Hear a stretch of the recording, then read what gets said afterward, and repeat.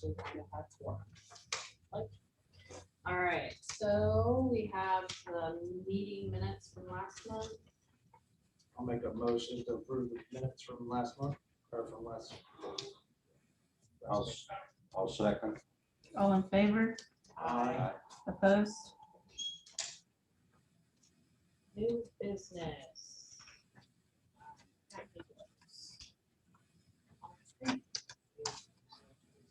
Sure, so this particular item is to approve a contract with Architecture Trio, the firm that's owned by Pat Jacobs, and it's for professional services related to the Stellar Facade renovation project. So just to give you a quick overview, for members in the public, this involves the facade repairs to 3 buildings on Main Street. 2 are owned by the VFW and 1 is owned by Fox Garden. And Pat's firm was retained by the town to do, I guess we'll call it phase 1 schematic designs. So she's got those completed, and those were paid for out of RDC funds.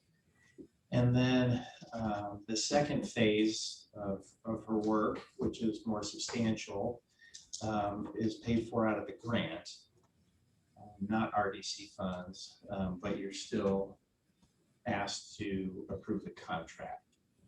So if you were to approve the contract, then we would be able to continue moving with the project. We've got through really all of the state required environmental reviews, the public notifications. So a lot of the federal and state requirements have been done. So really the next thing that would be done is by July 30th, Pat would have final architectural drawings complete on those. And we were just talking about before the meeting, what we'll probably do is put those 3 designs on the Plan Commission agenda for July 27th. Since the facade repair to all 3 of those buildings will be substantial enough that, as you know, the Plan Commission also does function as our design review board.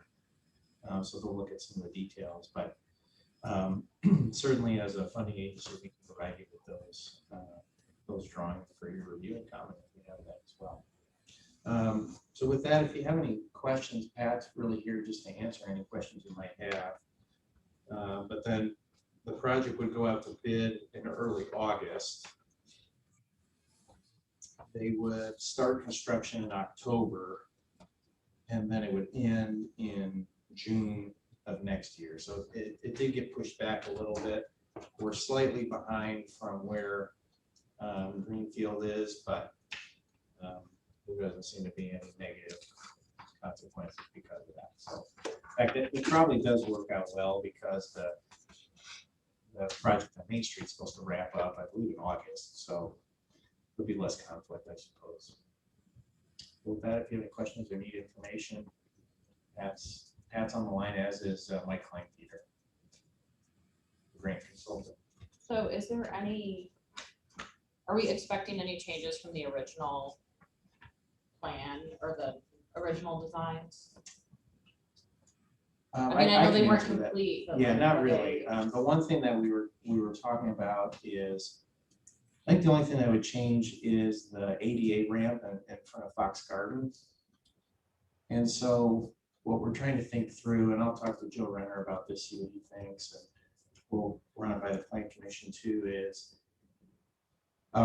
there really is not good ADA access into that building right now. Technically, you can get in from the back, but you have to go over a gravel parking area, I think.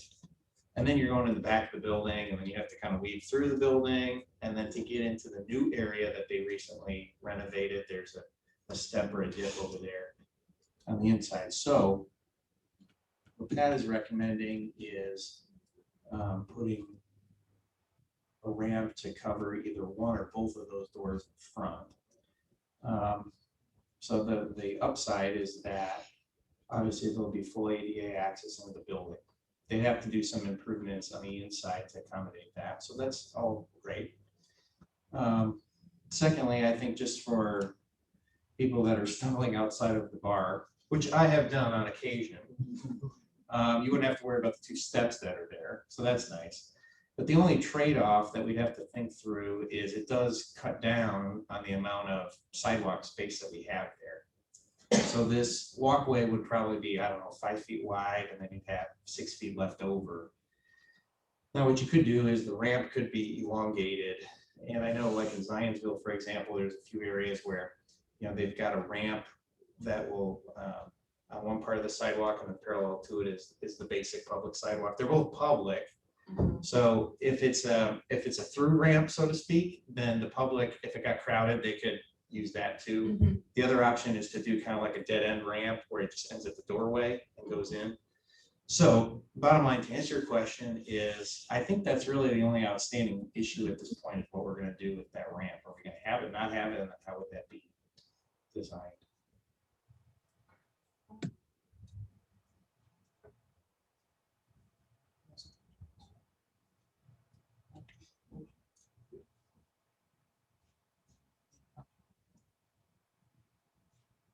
I make a motion that we approve the contract for Trio on the second phase for $36,400. I'll second. All in favor? Aye. Opposed?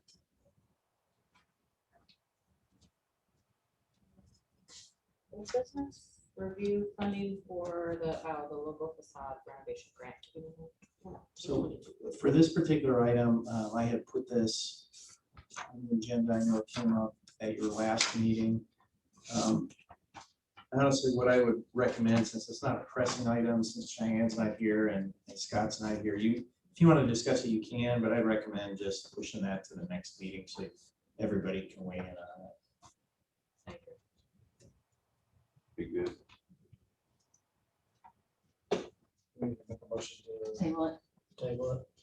Okay. I'll make a motion to table this discussion until the next RDC meeting.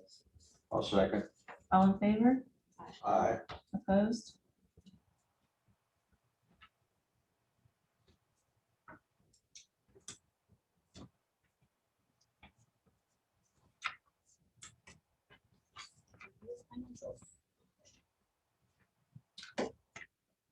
I'll let Missy mention the good news. Yeah, the good news is we received some tax dollars in this month to the tune of $514,186.40. You'll see it there on the fund detail history on Fund 104, close to the bottom. And that's the most. I don't have the comparison from last year to this year. Been a little busy, but I can safely say that's the most we've received to date for the first half of the year. Yes, we received it in 2 payments, one Yeah. this time of year and then one in December.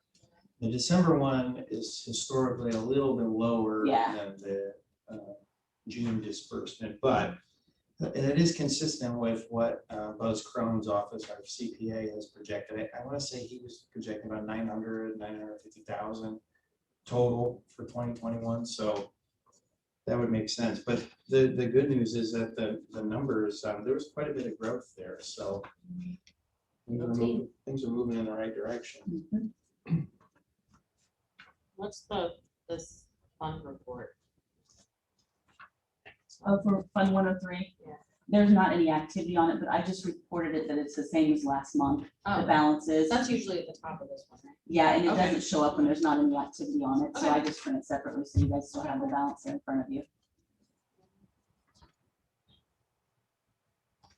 So is that bond fully paid off? Yes. or- When we received those tax dollars in December. It's part of that group in December. But it's all, but for the TIF bond. So there's still 14, there's that small balance, but it's all Yeah. paid off. Yeah. So then can that get swept into the regular fund or? Well, I think that's a question maybe for Alex or Beth, because this is the first time that I've dealt with anything Oh, yeah. like this being paid off. Yeah. Bond wise within, that's it. Yeah. So, or maybe even a buzz question, but I know we would definitely have to take a vote on that, obviously. to move any of that Do money you to somewhere know the else. answer to that, Alex? If there was, I guess the simplest way to put it, it looks like there was a little bit of extra money that was collected in taxes for a bond to the tune of $1,400, and the bond has been paid off. So what do we do with that? What do they do with the extra money? Yeah, we'll be able to move it to another fund. Was this a general obligation or was it for a specific project? It was a TIP bond, and it was for, It's the for me, unfortunately. I think it was for the business park, maybe. Okay. So what we'll have to do, Buzz has done this hundreds of times over the years, I'm sure. We'll just need to make sure that in the enabling documents that allowed the issuance of the bonds, sometimes that they provide guidelines of what the bond proceeds are allowed to be used for. And sometimes also those documents will have a provision to specifically address this issue. So we just need to look at the original bond documents, see what they provide, and then take any, if we need to amend a resolution or something to allow us to move the excess proceeds into an appropriate fund to be used elsewhere, we can do that. But I think that's where we start, is we'll look at those original bond documents, see what we've got, see what restrictions, if any, we have on the surplus funds, and then go from there. But certainly this money is not just going to stay in limbo. We'll be able to access it and put it to good use in another project for the town. Thank you.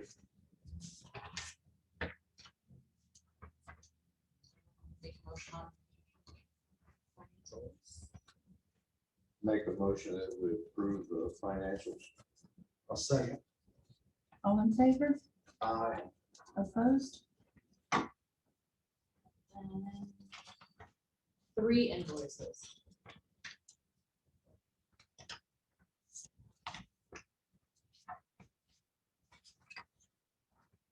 Right, so just to give it a little bit of detail. The first one is from Buzz Crone's office. It had to do with work that they did in putting together the year-end report for the 2020 report that's required. The second one is from Core Planning Strategies. Their name is going to be changing, so in the future you'll see these invoices come from JS Held, which is the company's new name, but it's for basically public outreach services on the Main Street project. And then the third invoice, kind of that last one that came in, was for an appraisal that was done for 2 properties related to the South Madison roadway extension. We can certainly provide you with those appraisals themselves, but here was the bill. The bill for that is very, it's basically identical to the previous appraisals that you authorized, so it's in line with that. Do you have the second appraisal done? But they just I don't think so.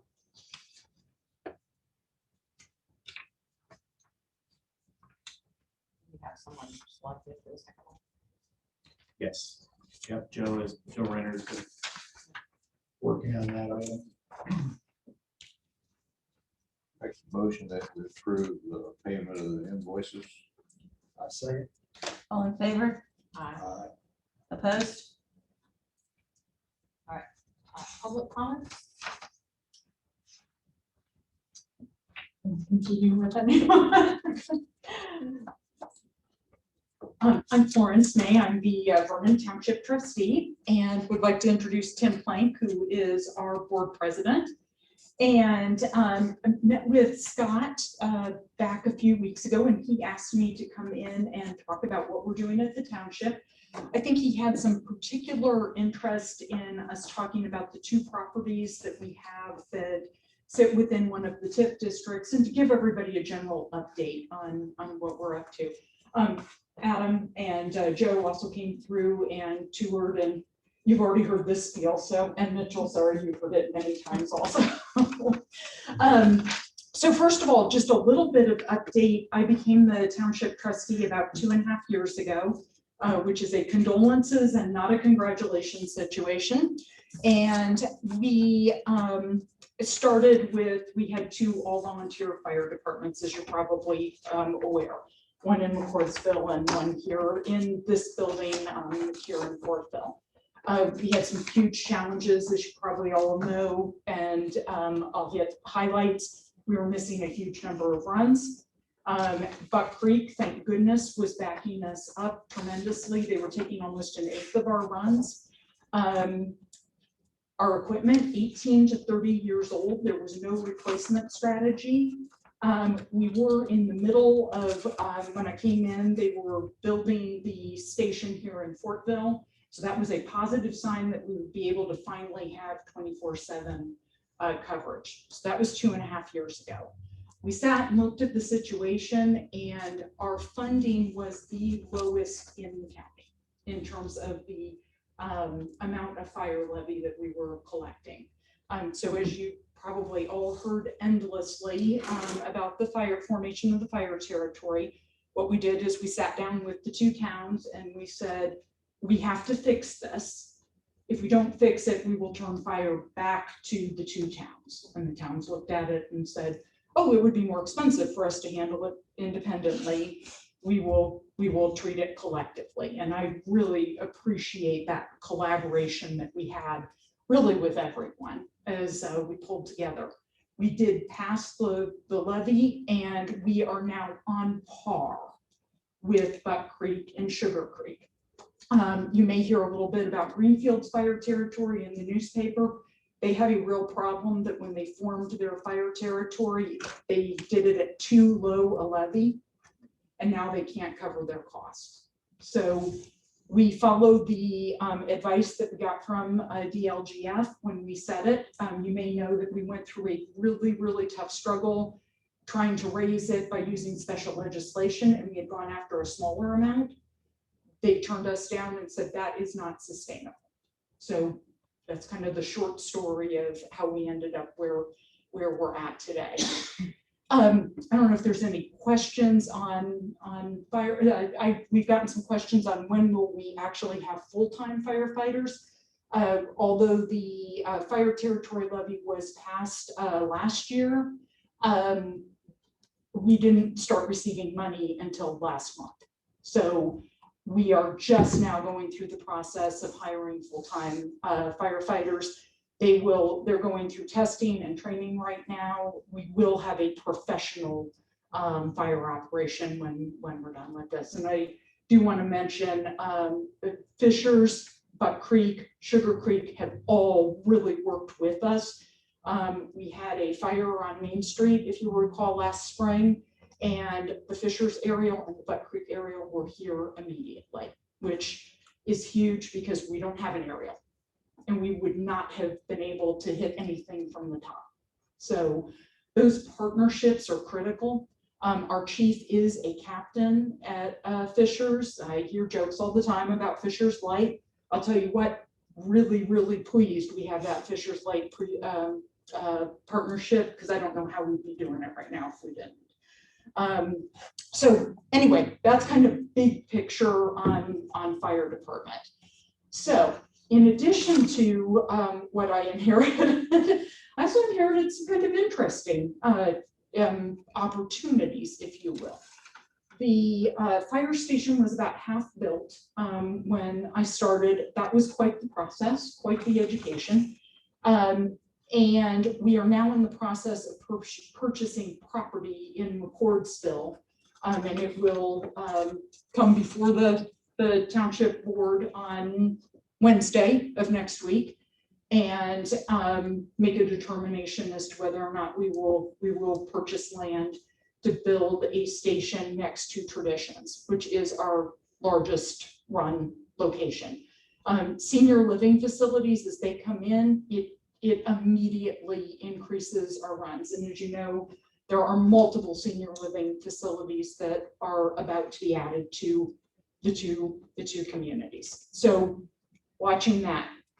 Meyer, which came in under a TIF, you know, I was going to get to the TIFs. That is our third highest run location. We get no dollars from that TIF district, even though the run numbers are quite high.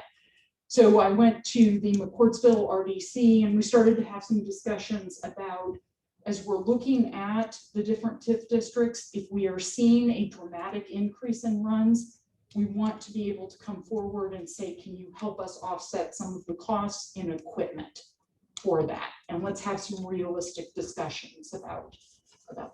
Looks like. The two buildings that I referred to that Scott came and toured and that Adam and Joe came over and looked at. So what we did was we originally owned 4 buildings when I started as township trustee. And my predecessor had attempted to purchase land, trying to get enough land together for a fire station, and was unable to do so in several locations until the hospital facility came open.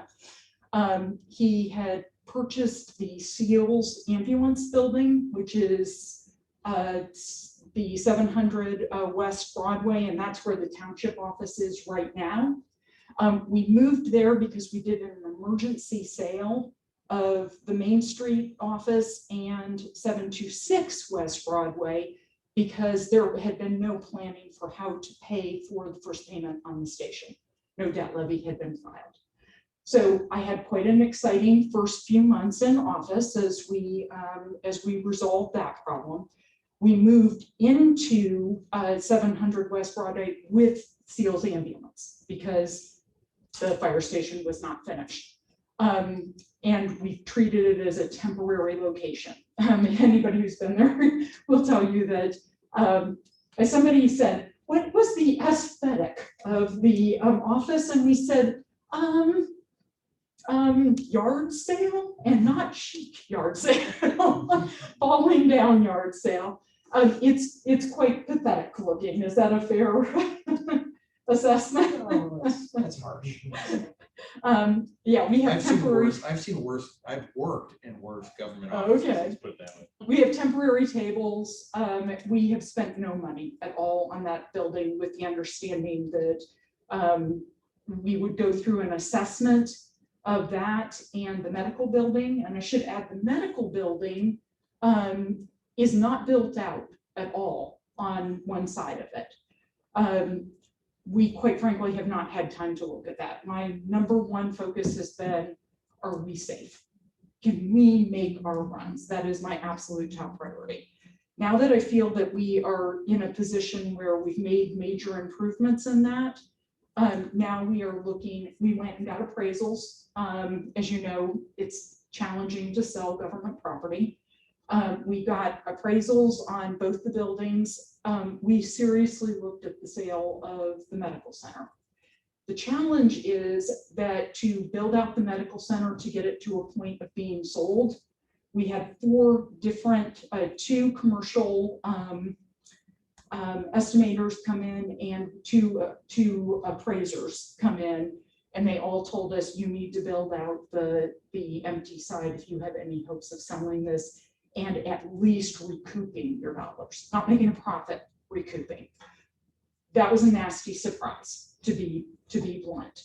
The good news was that the assessment on 700 West Broadway came back quite positive, and we would be able to sell it for a profit over what the township bought it for. And so at our meeting on Wednesday, that property sale will be up for vote. We have had 6 months of discussion, I think, Tim, on that. And Scott was really holding my feet to the fire on that. And I walked through the process, and that's why I said, well, let me come in, let's talk about it. His point was, it's in the TIF district and there's no money coming in from the buildings that are just sitting under government control. Now, my comment back was, so if somebody comes in and buys it and we drive back up our runs, unhelpful to me because we don't get any money from the TIF districts. So, there's a double-edged sword here. Now, mind you, it's right next to the fire station, so I don't expect that it's going to be a heck of a on this. Our hope is, as we look at that entire area, we recognize that that is really the western gateway coming into Fortville. It is a very large frontage.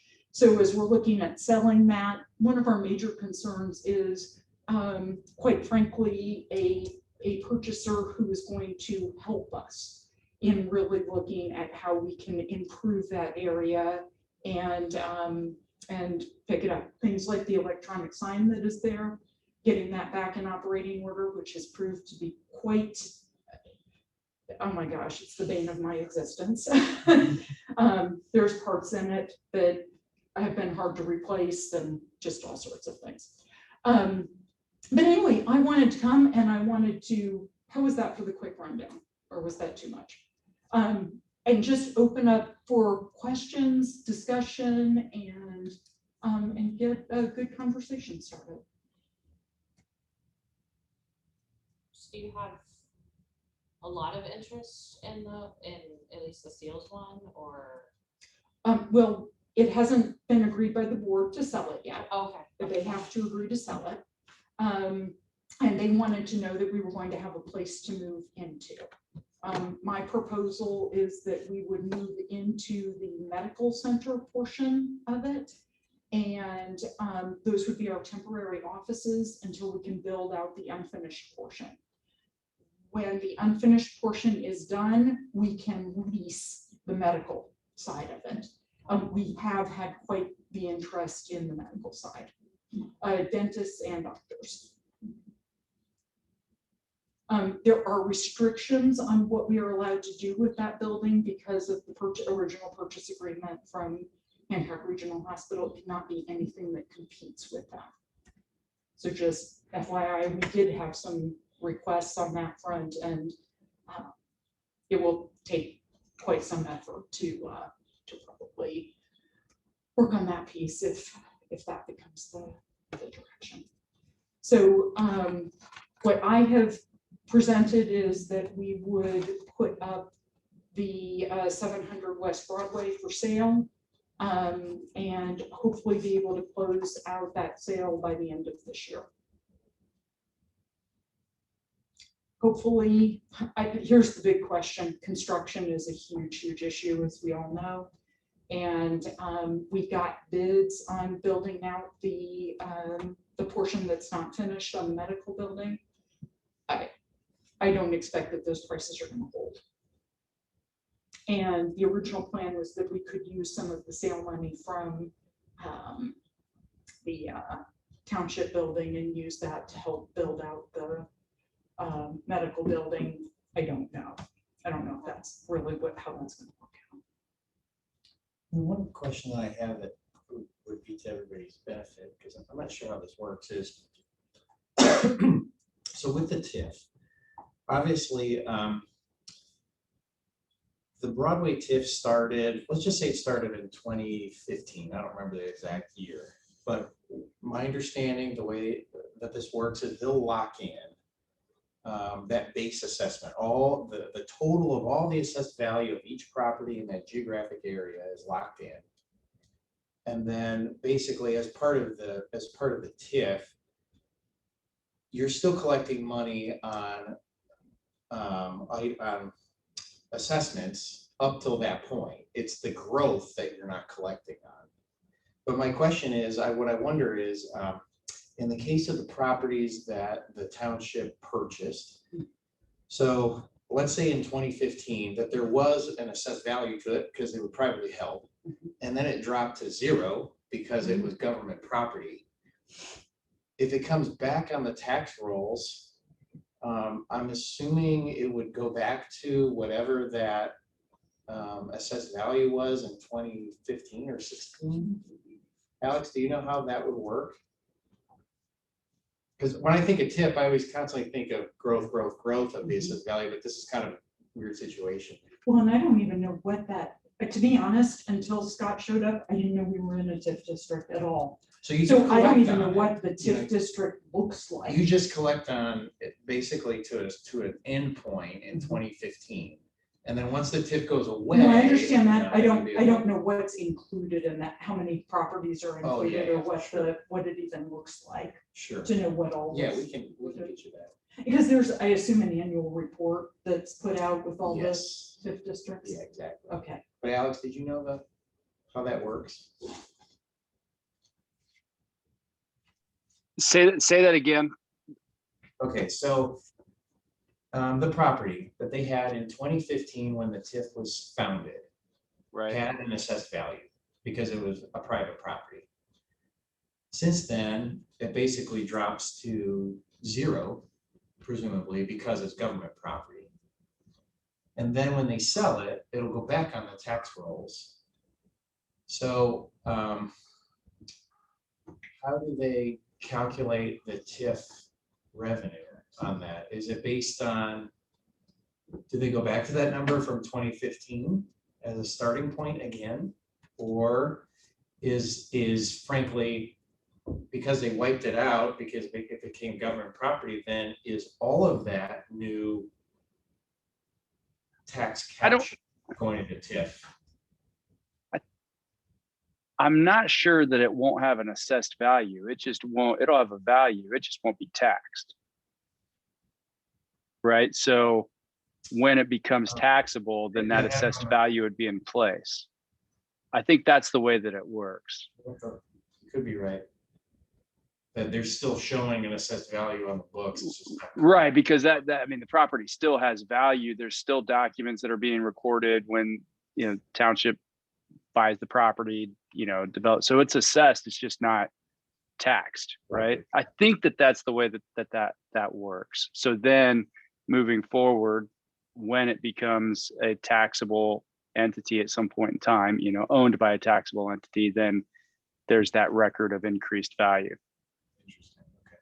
And just for the record, Seals was purchased just with, like, the year before I became trustee, so that's probably only 3 years. It would have been on the books all the way up until 3 years ago.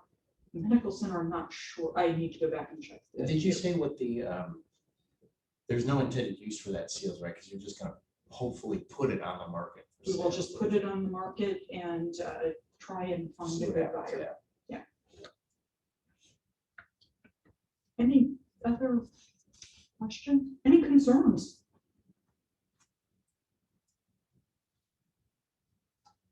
Is that more than you wanted to know? No, thank you for the information. Excellent. Well, we appreciate being invited and always happy to come back. And if anybody wants to come and tour and see what we're working on, we will be back behind the medical center. That was also appraised, and it was advised that it'll be another 10 years before that property has any real value. So it will temporarily be used for fire training. We're going to push up berms, try and make it attractive. Going to work with Adam to make sure that we're not creating anything that's an eyesore, and then put in community garden as it buffers with Mercy Church, and move the community garden over on that side. We've been I working did with the want food to pantry. ask you one quick thing that's related to this topic. So you had mentioned about using TIF money towards equipment potentially. And you had also mentioned an aerial fire truck. As you might remember, there's a new apartment complex that is in the works here at 215 South Madison, 57 units. It's a 4-story building. And what I wanted to ask you is, we as staff are in the process right now of putting the bones together for the development agreement with the developer that would cover items such as the tax abatement that they're looking for. It would cover how they would use the 50,000 that the RDC had committed to the project. Do you have any requests as part of the public safety that you might want us to consider as a point of that agreement? So Or for council, obviously it will- to be approved by I council. will just comment that an aerial is about $1.5 million, just for everybody to have some perspective on that.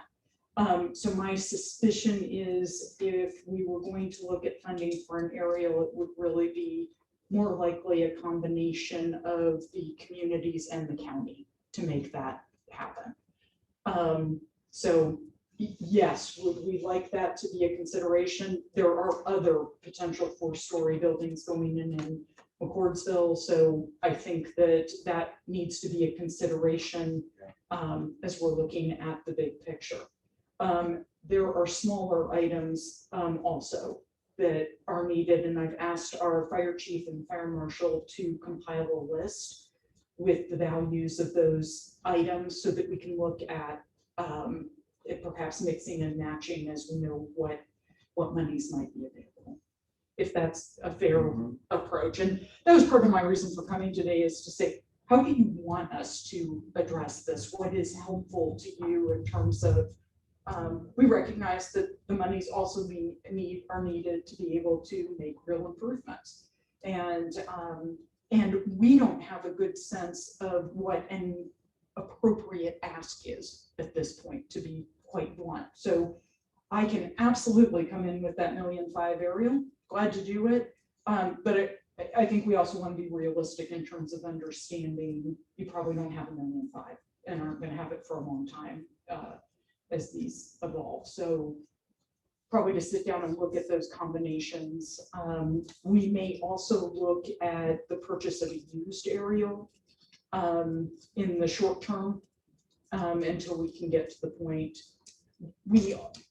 Aerials are not all equal, and we also need to really look at the buildings and understand what type of aerial we need for our construction. Do we need a platform? Do we need ladders?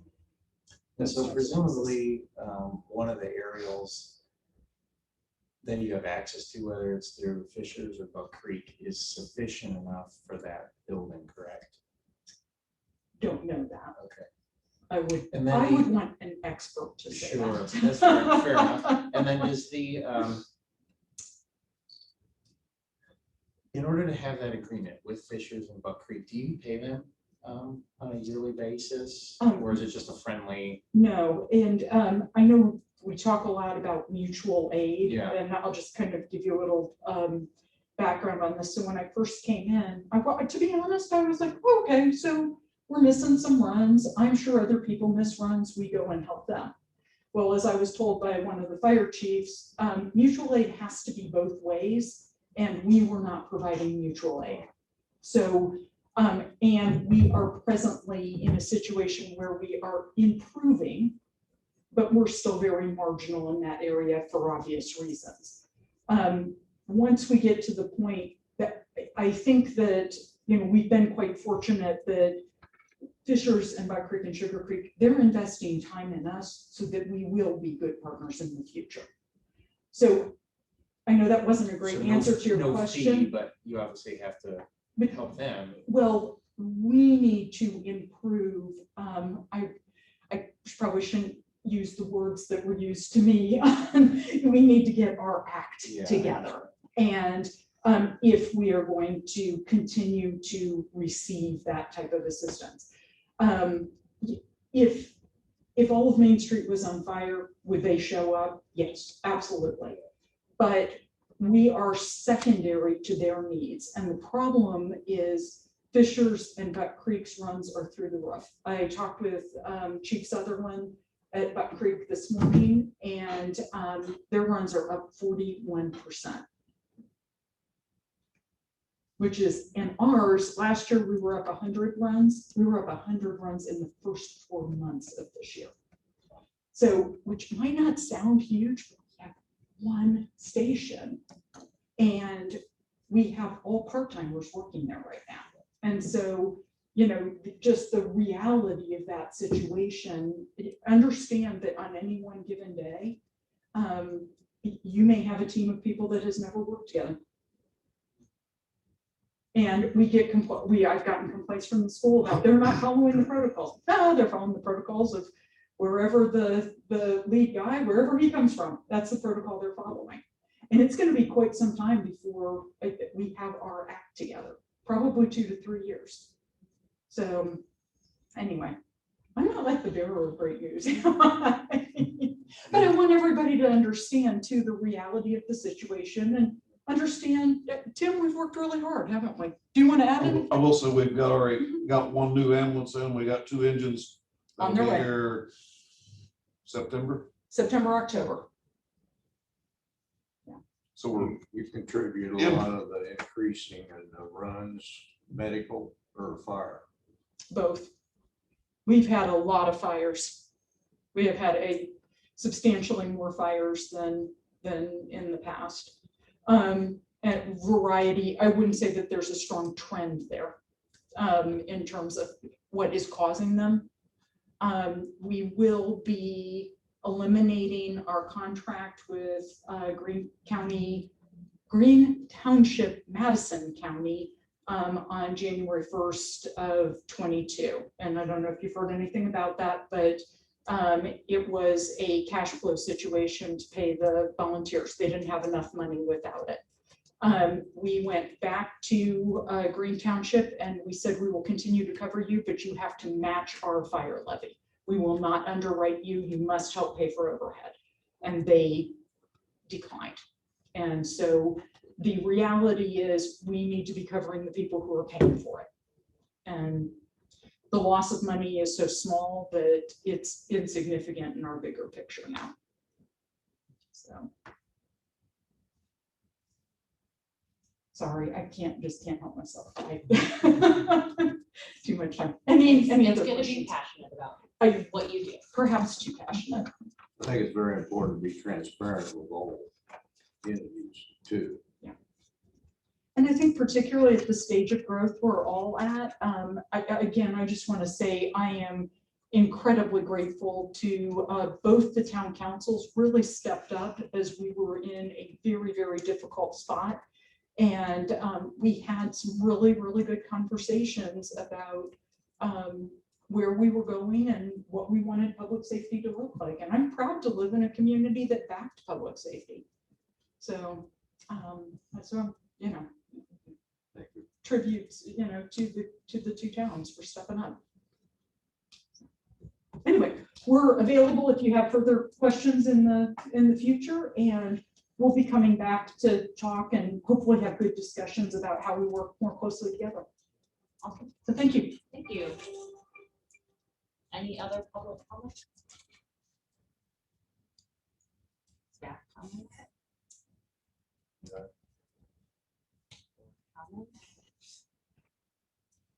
Just a FYI, I will be going on a sabbatical in July and August. So I will not be attending the July and August meetings. So just so you know, but I'll be back. Okay, good to know. All right, anything else? Use a motion to adjourn. I'll make a motion to adjourn our meeting at 7:13. What's that? 7:13.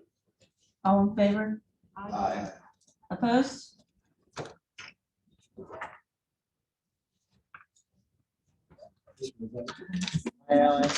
So can I get these folders back? We'll save a little. See you, everybody. Bye.